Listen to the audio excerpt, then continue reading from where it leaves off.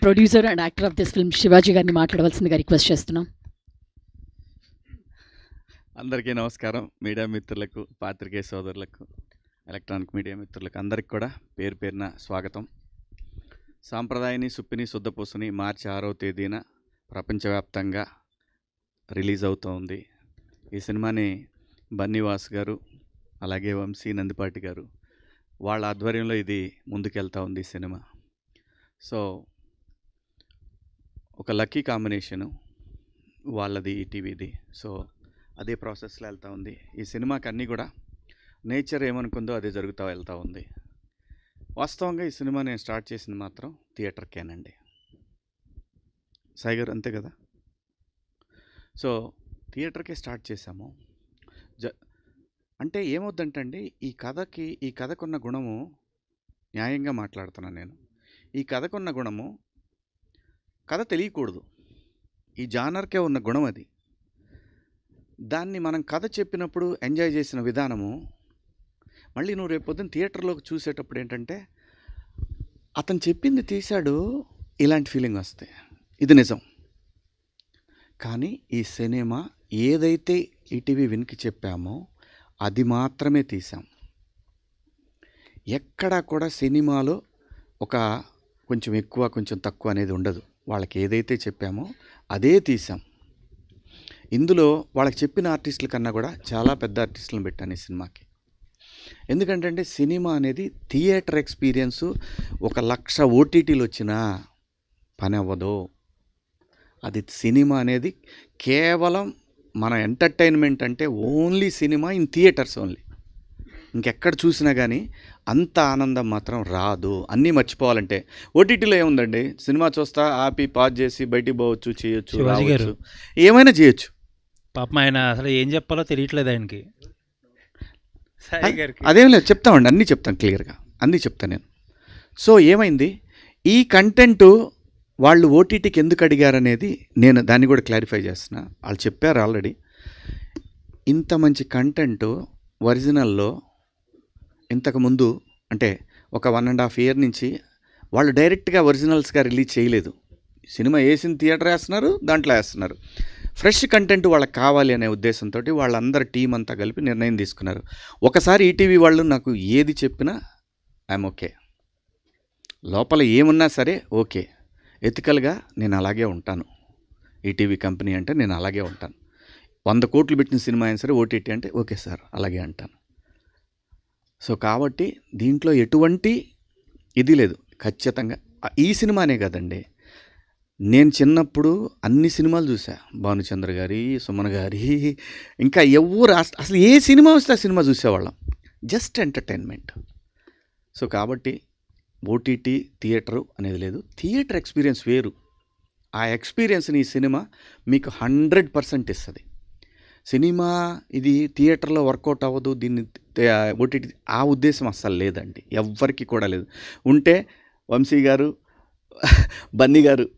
బన్నీవాస్ గారు, ఆయన బన్నీ అంటే అలవాటు అయిపోయింది మాకు. సో ఎందుకు రిస్క్ చేస్తారండి, ఎవరైనా చేయలేరు. వంశీ గారు, బన్నీ గారు, వాసు గారు సినిమా చూసి నా చేయి అలా పట్టుకొని పక్క తీసుకెళ్ళారు. చాలా మంచి సినిమా తీసామన్నా, చాలా క్వాలిటీ ఫిలిం తీసామన్నా అన్నారు. లేకపోతే సినిమా చూశారు బాగుంది అని నేను వెళ్ళిపోతారు కదా. వంశీ గారికి అంతకుముందు చూపించినప్పుడు ఏంటి, జస్ట్ ఊరికే రష్ చూపించాం. కాపీ వచ్చి నాకు చూద్దామన్నారు. కాపీ వచ్చినా చూసారు. ఇప్పుడు ఎలా ఉందండి వంశీ గారు అన్న, బాగుందండి అంతే. ఎవరెవరు చూసారు, మీరు వచ్చారు, వంశీ గారు, అనిల్ గారు, అలాగే ఈటీవీ ఫ్యామిలీస్ అందరూ చూసి, మా ఫ్యామిలీసు, మా టెక్నీషియన్ ఫ్యామిలీస్ అందరూ హిలేరియస్గా ఎంజాయ్ చేసిన తర్వాత ఒకటే ఆలోచన, అంతే, ఇంకా రెండో మాటే లేదు, థియేటర్కి వెళ్ళిపోదాం.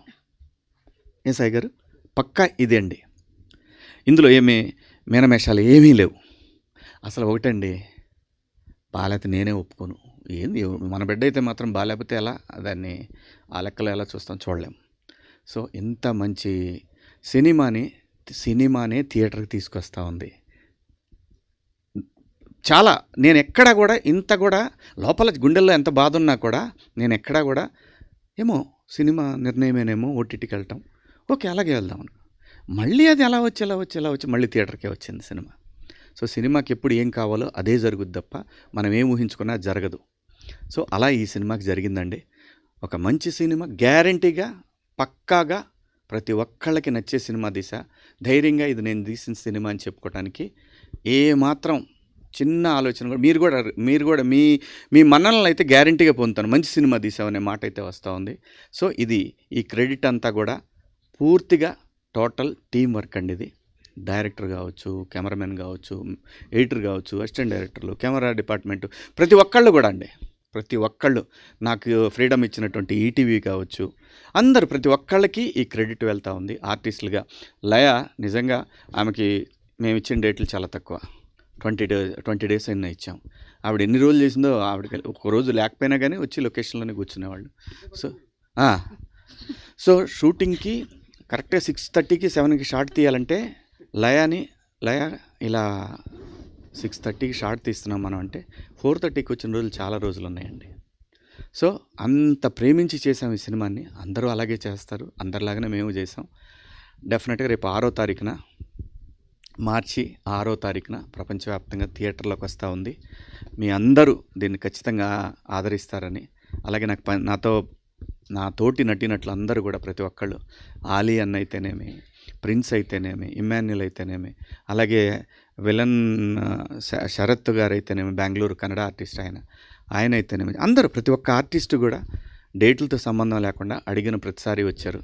అలాగే ఈరోజు రోజా ఉన్నా కూడా ఆలీ అన్నకి ఫోన్ చేసి, అన్న మీరు వస్తే బాగుంటుందన్న అంటే ఆయన వచ్చేసారు. అది కూడా నాకు అనిపించింది లోపల, ఆయన ఉపవాసంలో ఉన్నారు, ఏమో అల్లా బ్లెస్సింగ్స్ ఉంటే వస్తాడు అనుకున్నాను. వచ్చేసాడు అలీ అన్న కూడా. సో ఇంతమంది బ్లెస్సింగ్స్ ఉన్నాయండి ఈ సినిమా. దీనికి 1.5 year కష్టం.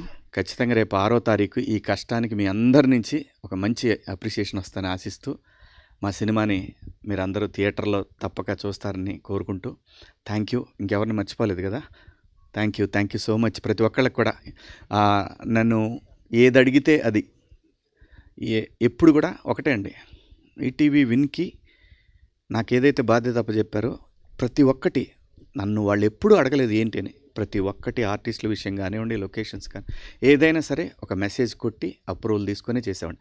ఎందుకంటే నేను అడిగాను వాళ్ళను, ఫస్ట్ కట్ చూపిస్తా సార్, అప్పుడు మీరేం చెప్తే అది చేస్తానని.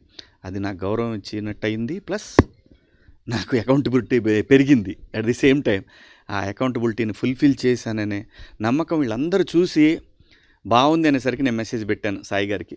సాయి గారు, సినిమా అందరికీ నచ్చింది, మీకేం మాట ఇచ్చానో నేను అది చేశాను, నా బాధ్యత ఇంకా నెక్స్ట్ ప్రజల చేతుల్లో ఉంది. ఖచ్చితంగా ఇంతమందికి నచ్చిన సినిమా ప్రజలకు కూడా నచ్చుద్దని ఆశిస్తూ, మా సినిమాని జనంలోకి తీసుకెళ్ళటానికి కారణమైన అనిల్ రావిపూడి గారికి పరోక్షంగా కారణం ఆయనేను, ప్రత్యక్షంగా కూడా ఆయనే కారణం. So thank you Anil, thank you so much. పాత్రికేయ సోదరులందరికీ కూడా థ్యాంక్ యూ సో మచ్ అండి. థ్యాంక్ యూ శివాజీ గారు.